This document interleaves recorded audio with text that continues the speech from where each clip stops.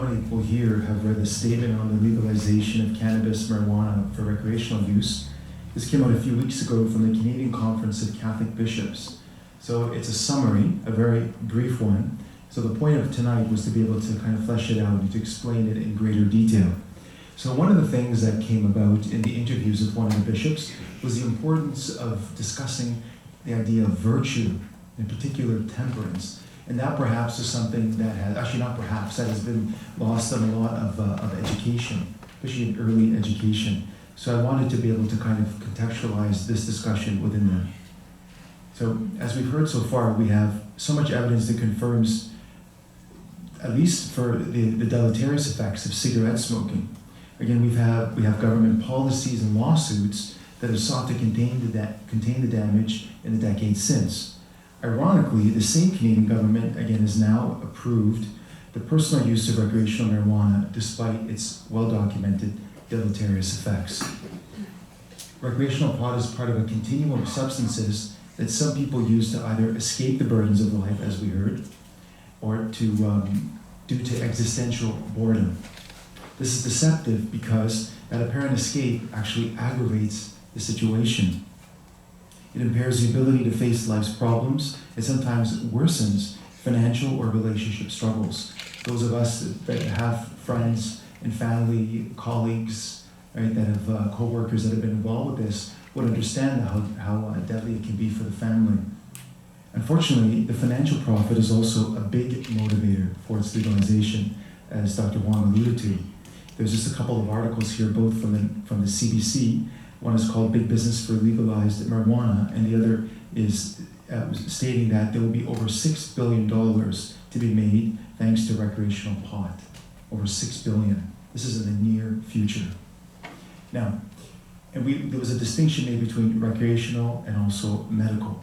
Now, in contrast, when other options do not work, the medically supervised use, not abuse, of therapeutic cannabinoids to alleviate symptoms such as nausea or loss of appetite from chemotherapy does not contain the same moral censure of recreational drug use. That does not mean that it does not have any deleterious physical effects. Those things need to be kind of studied, and they have not been adequately studied. Dr. Whitmore can comment on that afterwards. Now, to steward our bodies well, we should abstain from substances that impair our decision-making, that can harm our health. Again, that includes cannabis. And quoting from Scripture, from St. Paul's letter to the Philippians, he says, whatever is true, whatever is honorable, whatever is just, whatever is pure, whatever is lovely, whatever is gracious, if there is any excellence, think about these things. A virtue is a habitual and firm disposition to do the good, whether we believe in God or not. That's a pretty standard definition of what virtue is. It allows the person not only to do good, but to give the best of him or herself. Importantly, it's not just about following rules, but virtue actually brings joy to the person as they begin to grow. We have some of our students that are part of the Exodus 90. So they're trying to grow in virtue by gaining mastery over their self, right? By giving up things, good things, in order to be able to say no to things that are not good when they present themselves. So here's a brief example. So the growth in virtue is similar to mountain climbing. It's an analogy. So at first, due to lack of exercise, climbing is very hard work, and one seems to make little progress. But by constant effort and endurance extended throughout time, one gains some facility for the climb. The higher we go up, the better the view and the greater our motivation to continue. For us as Christians in particular, we know, as the Church teaches, that virtue, a virtuous life, helps us with the grace of God, of course, not independent of it, to become like God. Or to become like God. It's quite remarkable to think. The Catholic Church has a very high view of a human person, not a very low view, but a very high view. So I'd like to talk about some of the cardinal virtues. These are 4 virtues that play a pivotal role, and they're called cardinal because all of the others are hinged upon them or grouped around them. We have different virtues because we have different human powers that need to be aligned and perfected, such as the will, the passions, intellect. And then we can divide the natural as opposed to those that are supernatural. For example, the natural virtues The cardinal virtues are justice, prudence, temperance, and fortitude. They are acquired through human effort, and they can be learned at home and in society. Some of us are also the recipients of strong physical constitutions, so it's easier to do certain things. We're not weighed down as much by the deleterious effects of stress, of chronic stress. Then we have supernatural virtues. These are virtues that do not arise from our human nature, but they are given to us by God from what we call grace. So he gives his own life to us, and this allows us to participate in his own divine life. And this is something that we have to ask for from God. They direct us towards him and allow us to participate again in his life here on earth so that we can be with him in the life to come. All of these virtues, they work together. The theological virtues, the supernatural virtues, perfect the natural virtues. So they can draw us again into this union with God so that we can learn to love him more deeply and also to love our neighbor. Our society would already be a better place to live if everyone would at least practice the natural virtues. In the City of God, St. Augustine, the great Catholic theologian, said that the Roman Empire fell because the Romans ceased to practice natural virtues. Imagine if over 70% of Canadians, or at least 60%, are baptized. Imagine what it would be like if all of us were constantly asking God for an infusion of the theological virtues and actively seeking to live these natural virtues. Society would be different. So imagine what Augustine would think about contemporary Canadian society. So I'm going to explain briefly what the cardinal virtues are. Prudence, the first. Prudence is the virtue that disposes our practical reason to discern our true good in every circumstance and to choose the right means of achieving it. For example, the prudent person looks at where he or she is going. Prudence is right reason in action, writes St. Thomas Aquinas, following Aristotle. It's called the charioteer of the virtues. It guides the other virtues by setting the rule and measure. It helps us in the judgment of conscience. The prudent person determines and directs his or her conduct in accordance with this judgment. With the help of this, we're able to apply moral principles, and we have the church as mother and guide to help provide principles, right? These principles that are given to us when we have to make a decision, especially with regards right now and practically on the level for the purposes of recreational marijuana use. So we apply them to particular cases, and this helps us to overcome doubts about the good to achieve and the evil to avoid. Then we have justice. Justice is the moral virtue that consists in the constant and firm will to give their due to both God and our neighbor. Justice toward God is called the virtue of religion. Justice towards others disposes one to respect the rights of each and to establish in human relationships the harmony promotes equity with regard to persons and the common good that Dr. McQueen alluded to. Yes, it's true, we want to have autonomy, but what I do has an effect on the common good, on my neighbor, and that's something that gets lost, especially in contemporary society. Scripture tells us in the Old Testament, in the book of Leviticus, you shall not be partial to the poor or defer to the great, but in righteousness you shall judge your neighbor. This applies to every circumstance and to everyone. And then the virtue of fortitude. Fortitude is the moral virtue that ensures firmness in difficulties and constancy in the pursuit of that good. It strengthens the resolve that we have to resist temptations and to overcome obstacles in the moral life. The virtue of fortitude enables one to conquer fear, to even fear of death, and to face trials and persecutions. Again, for us, especially those who are Christian, right, we have the scriptures, we have God in the flesh, our Lord Jesus Christ, who reminds us, and this is from the Psalm, I will fear no evil, for you are with me. Christianity, as unfortunately some people believe it to be as a crutch, to not deal with life. Well, I would say go to the Middle East, go and meet many people that I've met who recognize that Christianity is not a crutch. Christianity is a way through life, and we're not accompanied by ideas, but by a divine person, Jesus Christ. And he's the one that allows us to be able to work through these things with confidence and hope in salvation, right? And then we have hope also in this life. And then finally, temperance. Temperance commonly is understood in the narrow sense as referring only to abstinence from alcohol, but it has a classical meaning that takes in much more. Temperance is a moral virtue that moderates the attraction of pleasures and provides balance in the use of created goods. It ensures the will's mastery over instincts and keeps desires within the limits of what is honorable and acceptable. Again, also with an eye to my neighbor. So how are these natural virtues, these cardinal virtues, related to the use of recreational marijuana? Well, just a quote from an interview given by Monsignor Leo, the General Secretary for the CCCB. He stated that, with the exception of cannabis use for medicinal purposes, consuming marijuana violates the virtue of temperance and should be avoided. The virtue of temperance, as explained in the Catechism of the Catholic Church, disposes us to avoid every kind of excess, the abuse of food and alcohol, tobacco and medicine.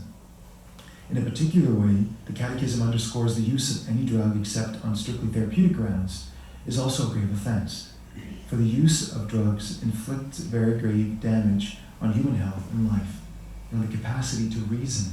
We're made in the image and likeness of God. When I suppress my ability to reason and become dissociated from reality, how am I exercising my God-like nature? It becomes very difficult. We become irrational. It would be too simple, of course, to say that temperance is the sole solution to a multifaceted crisis of addiction, but it is entirely realistic to think that there will be no solution that leaves out temperance. Temperance enables us to keep from doing what is wrong, even when we have strong feelings for it. In other words, temperance is what keeps us from choosing what is bad, even when we want to.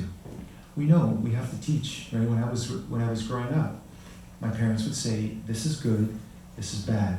Stay away from these things. These things are going to damage your life." Maybe they were a little bit more dramatic with certain things, but the desire was a motivation of love to preserve myself and my sister from doing something that was going to hurt us, not only us, but others as well. The problem is that most people, again, see the major goal of the Christian life as an avoidance of sin. Again, this is hardly an accurate answer. Someone isn't a good Christian or even a good person because he or she doesn't do certain things, but because he or she doesn't do certain things, but because he or she does certain things, because he or she pursues the goods of life, because he or she strives to promote beauty, health, holiness, friendship, and truth. We have to make sure that our focus is more on doing good than on avoiding evil. And we have a fancy theological word, concupiscence, which describes the human desire for things that we know aren't good for us. For example, diabetics sometimes have sugar cravings. Alcoholics sometimes desire whiskey. Former smokers, right, you can smoke for years and quit, but then have a strong desire when you walk down the street, and then you get a good whiff of it, especially on a summer evening. Temperance prevents us from acting on these dangerous urges. It allows us to govern our desires instead of allowing our desires to govern us. For an intemperate person, that is, someone who permits their impulses to govern their actions, it is much harder to see the truth and much harder to do what is right. When we're so overwhelmed, if we have to learn to say no to what is good at times, so that we can learn to say no to what is bad. I'm quoting indirectly from St. Athanasius. So he talked about that.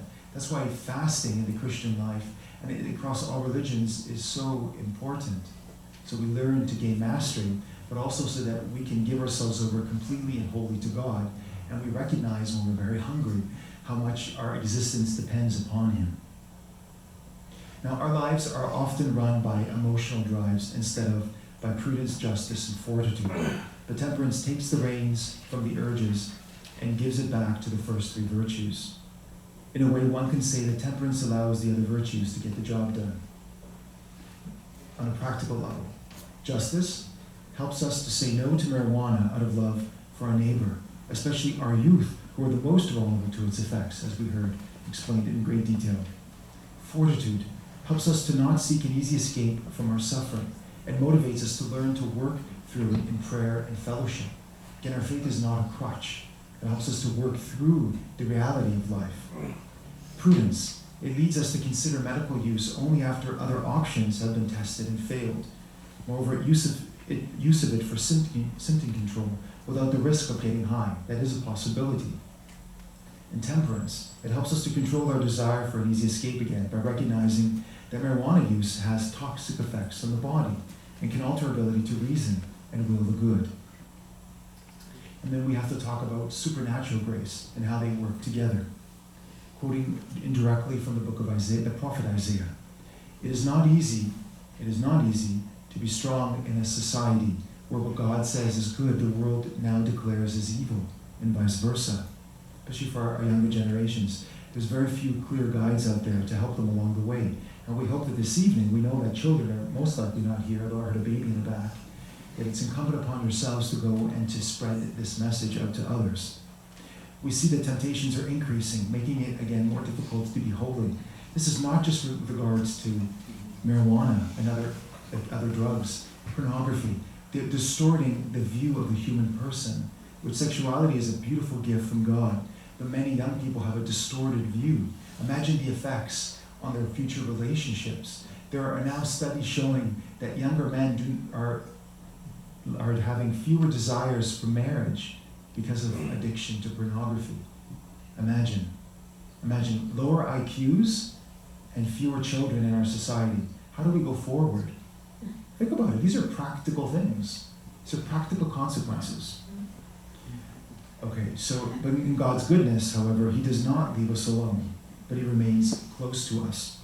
Furthermore, He's given us a community of believers to both support and encourage each other during difficult times. In the Gospel according to Matthew, we hear at the final judgment, Jesus saying, "What you did for the least of my brethren, you did unto me." We need more St. Vincent de Paul's, whose feast we celebrate today. He who dedicated his life to serving the poorest of the poor. Right now, this is a good opportunity for us as pastors, parents, educators, doctors, friends, to help encourage others to either say no to recreational pot or to help those already who depend on this or any other addictive substance to move towards recovery. Some questions. So how do we truly respond to the underlying causes of people wanting to use marijuana? There is a real spiritual poverty and malaise that causes people to want to escape. This needs to be addressed in our communities. It needs to be addressed. We need to talk about God once again. I have people calling me on a daily basis. It is a true gift to be able to receive these phone calls and emails of university students, people that are very successful in their careers that are unhappy. There's something missing. They're unchurched, right? They have no belief in God, but they recognize that there's this desire to transcend oneself. Getting high is a cheap substitute. It's equating that and saying that the gift of human sexuality and lovemaking is equivalent to pornography. They're completely different, but we're reducing them on the same level. It's artificial. I just read an article yesterday when I was at the doctor's office, and my heart sunk when I read that there's a shop in Toronto where people can go and have sex with dolls. Yeah, and it's become legal now. And could you imagine? That this is the society that we live in? This is happening in Toronto, my brothers and sisters. This is not happening just in Amsterdam, but this is happening here in Toronto. We live in an artificial society. The only one who's going to give us true peace and joy is God. It comes down to that. We are made for greatness. We are made for so much more. We are body and soul, but if I neglect my soul, how can I truly become fully human? It's impossible. We need to also teach everyone the enduring Christian beliefs about suffering, or that allow suffering to be meaningful. The church is at the forefront of providing health care across the world for those who are suffering. I myself was a missionary in Mongolia. We went out of our way to help people that were suffering. Absolutely. Hospitals exist thanks to the Catholic Church. But the reality is that there will be times when a drug, illegal or legal, is not going to help. What do? Life is worth living. We need to accompany people. Suffering has value, not in and of itself, because it's meaningless, but when it's united to the Christ crucified, it becomes very different. But we can't just say that. We also have to show it in the community of believers. We have to love each other and take care of each other, take care of our families that are suffering, take care of our neighbors, the anonymous Christian in the community, and not Christian, anyone who is in our way. The Lord made no distinction between neighbors, whether they're Christian or not. Everyone is our neighbor, everyone. And we have a responsibility, first as Christians, to show that witness of Christ's love for everyone. Again, and we have to be careful for ourselves. We have to reevaluate our investments. We have to ensure that we're not investing our finances in the recreational pot industry. It is profitable, my brothers and sisters. I'm not trying to be melodramatic here, but at the end of my life, do I want to go to God and see that for the sake of some financial profit, that I've been responsible for damaging the lives of many young children and adults? We need to work to make society better, not worse. So again, I thank Dr. Paul Baum, Dr. Martin McQueen. Thank you so much for your expertise and your friendship and your witness to the Catholic community, to all of us here this evening. I thank each and every one of you for being here. And at this point, we're going to open the floor for some questions. So Alexandra Whittle, she's a program and volunteer coordinator. She'll be